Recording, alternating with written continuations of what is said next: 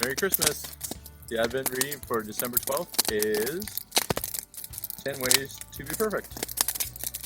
So there they all were, grannies, granddads, babies, uncles, aunts, children, moms, and dads, out there in the middle of the desert.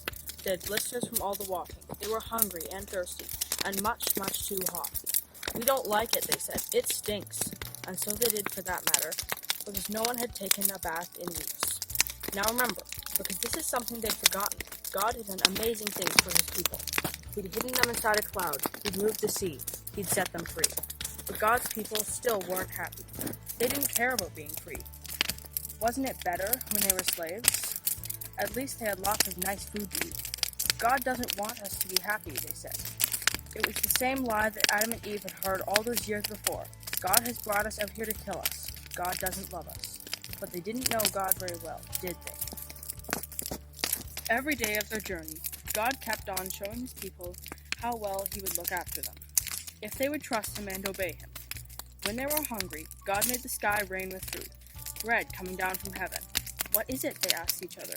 They didn't know, so they called it, "What is it?" which of course is a very good name for something when you don't know what it is. When they were thirsty and started quarreling, God made water flow from a rock.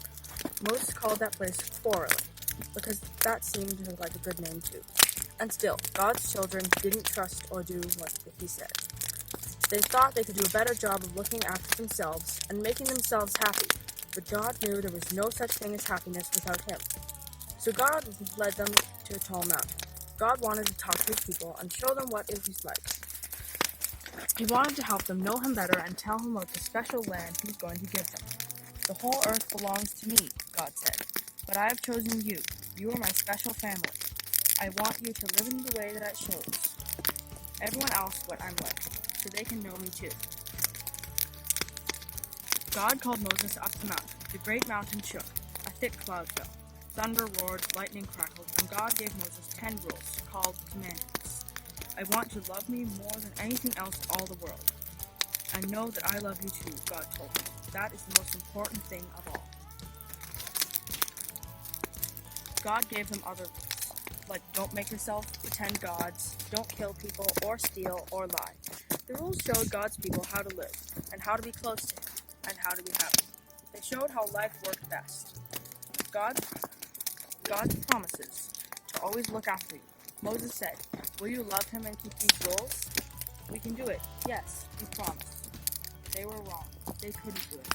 No matter how hard they tried, they could never keep God's rules all the time. God knew they couldn't, and he wanted them to know it too. Only one person could keep all the rules, and many years later, God would send him to stand in their place and be perfect for them, because the rules couldn't save them. Only God could save them.